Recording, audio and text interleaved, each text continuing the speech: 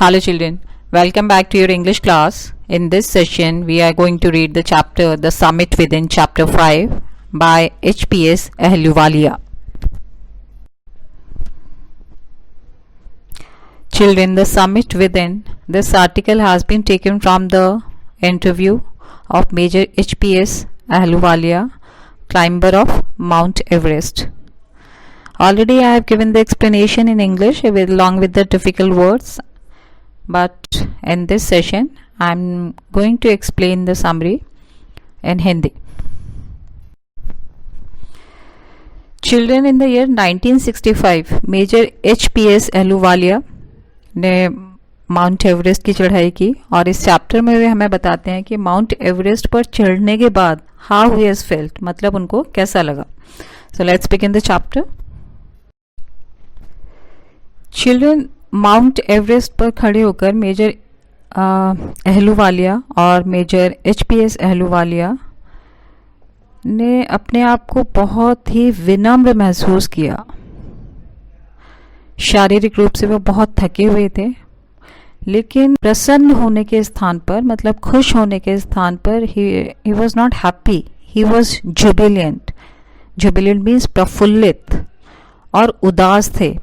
पक्के तौर पर वे इसका कारण नहीं जानते थे कि क्यों उनको ऐसा फील हो रहा है. वे सोचते थे कि उनकी उदासी शायद इस बात को लेकर थी कि अब चढ़ाई करने के लिए इससे अधिक ऊंची और कोई चोटी नहीं बची है. मतलब एक आप लाइफ में कुछ अचीव करना चाहते हो और वो अचीव कर लेते हो तो आप सोचते हो नाउ व्हाट नेक्स्ट, ये तो मैंने पा लिया, अब मैं क्या शो करूं कि हाँ देखो ये इतना बड़ा मैंने कर लिया. मतलब you want to prove yourself always. तो एक बार जब आपने वो पा लिया तो व्हाट नेक्स्ट, वहाँ पे जाके आपका एक जो एक्साइटमेंट है, जो आप जिस जील के साथ उस चीज़ को करने जाते हो, उसके बाद आप फिर उसी स्टेबल पोजीशन में आ जाते हो या फिर डाउन पोजीशन में आ जाते हो कि अब तो करने के लिए कुछ बचा ही नहीं. जो मेरा ड्रीम था, जो मैं करना चाहता था, जिसमें सबसे ज़्यादा ऑब्स्टिकल्स थे, लोग कर नहीं पाते थे, वो तो मैंने कर लिया. Now what next. Major Ahluwalia कहते हैं कि माउंट एवरेस्ट पर, जो संसार की सबसे ऊंची चोटी है, उस पर चढ़ने के बाद वो एक खुशी बहुत छोटा टर्म है, वो नहीं बल्कि आनंद, जुबिलियंट, वो फीलिंग हुई. यह जो आनंद था वो उनकी पूरी जिंदगी भर उनके साथ रहा और उन्हें भगवान के प्रति कृतज्ञता मीन्स ग्रैटिट्यूड का भी अनुभव हुआ. अहलूवालिया एक चोटी पर चढ़ चुके थे, पर वे दूसरी चोटी के बारे में सोचने लगे. यह मस्तिष्क की चोटी थी, मतलब physically he has climb the Everest, लेकिन अब वो mentally from inside, that is the meaning of summit with in, है ना. फिजिकली तो उन्होंने माउंट एवरेस्ट पर चढ़ लिया, चढ़ाई कर ली, लेकिन एक इंटरनल एक फीलिंग जो थी, जो अब उन्हें किस पर विजय प्राप्त करनी थी, किस चोटी पर चढ़ना था, अपने माइंड की. वे इस निष्कर्ष पर पहुंचे कि किसी चोटी पर चढ़ने के लिए किसी व्यक्ति को 3 गुणों की आवश्यकता होती है. मतलब 3 गुण उसके अंदर होने चाहिए.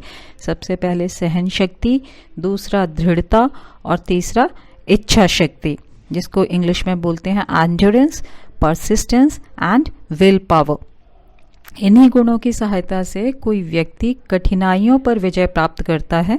इस प्रकार किसी चोटी पर चढ़ना इन 3 गुणों की अभिव्यक्ति है. मतलब यू आर शोइंग इट. यही कारण है कि बाधाओं को पार करने में पुरुषों को मज़ा आता है. मतलब ऑब्स्टिकल्स, हर्डल्स, जहाँ पे बहुत ज़्यादा डेंजर होते हैं, है ना, खतरों के खिलाड़ी देखते हो आप लोग सीरियल, तो उसमें मज़ा आता है कि देखो दूसरा नहीं कर सकता, दूसरा नहीं कर पाता और मैं इसको करके दिखा सकता हूं. तो they want to prove themselves. Major Ahluwalia कहते हैं कि एक प्रश्न उठता है कि उन्होंने एवरेस्ट को ही क्यों चुना. वे कहते हैं कि सबसे पहला कारण तो यह है कि उन्हें सदा से पर्वतों से प्यार रहा. दूसरा, एवरेस्ट उनमें सबसे ऊंचा और सबसे शक्तिशाली है. पत्थर और बर्फ से भीषण संघर्ष करना पड़ता है. भीषण संघर्ष का मतलब होता है हार्ड. अतः चोटी पर चढ़ने के लिए पीक मीन्स चोटी पर चढ़ने के बाद एक ऐसा काम करने का आनंद मिलता है जो बहुत थोड़े लोग ही कर सकते हैं। कुछ दूरी से चोटी को देखते हुए अहलुवालिया किसी दूसरे संसार में पहुंच जाते हैं। उन्हें एक अवर्णनीय मीन्स जिसका वर्णन नहीं किया जा सकता, जिसको एक्सप्लेन नहीं किया जा सकता, इस तरह की गहन अनुभूति मतलब मिस्टिकल रहस्यपूर्ण होती है। वास्तव में एवरेस्ट पर चढ़ाई करने में कठिनाइयां बहुत हैं, पर यही बात उन्हें एवरेस्ट के प्रति आकर्षित करती है। यह वह चुनौती है जिसके आवाहन पर उनसे रुका नहीं जाता। मतलब देखते हैं कौन इस पर चढ़कर दिखाएगा, है ना, द मोस्ट डिफिकल्ट टास्क।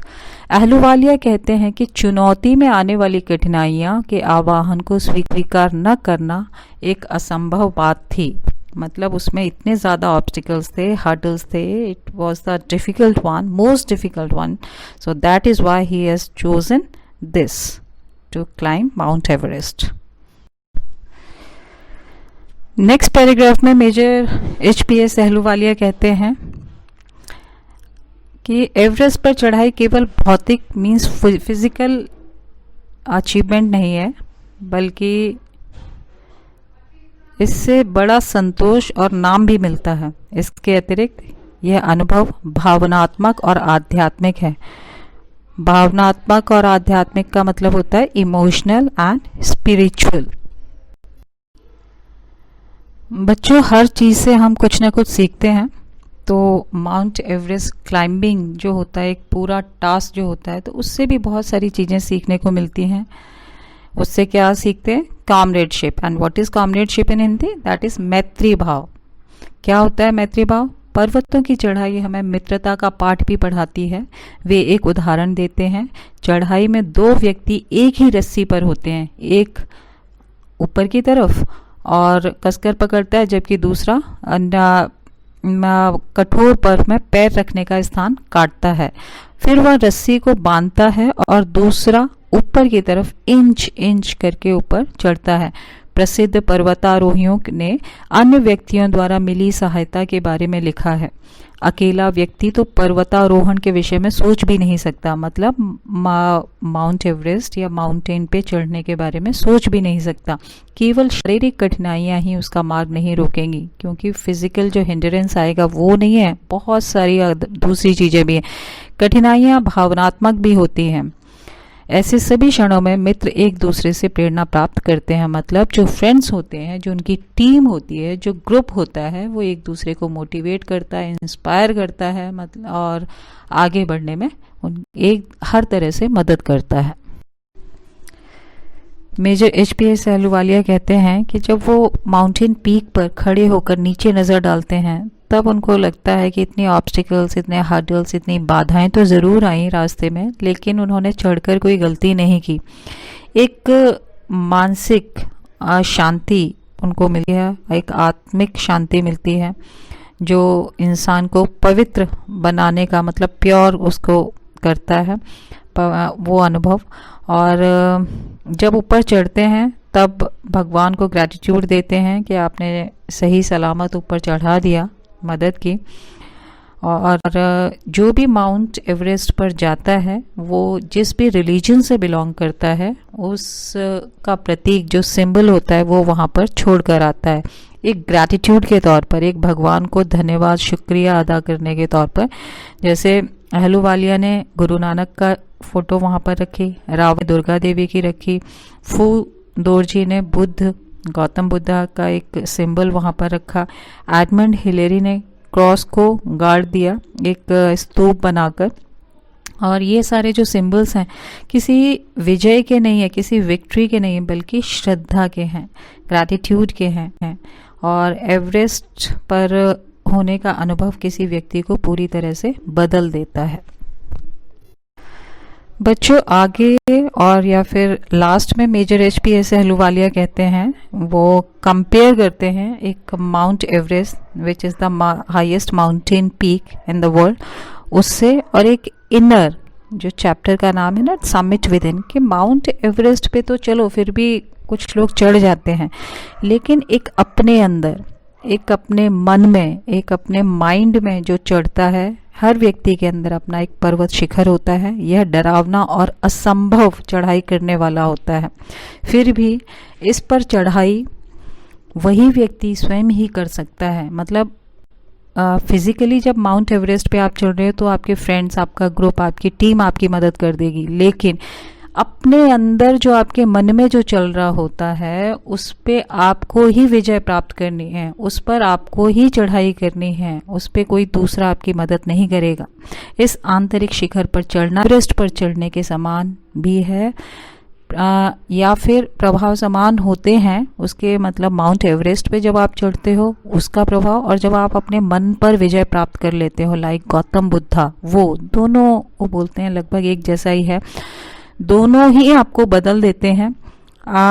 लेकिन फिर मेजर एचपीएस अहलूवालिया कहते हैं कि शायद जो अपने माइंड पर चढ़ाई कर लेता है लाइक गौतम बुद्धा, जो अपने ऊपर विजय प्राप्त कर लेता है, अपनी इंद्रियों पर विजय प्राप्त कर लेता है, अपने मन पर विजय प्राप्त कर लेता है, वो शायद एवरेस्ट से भी काफ़ी ऊंचा है।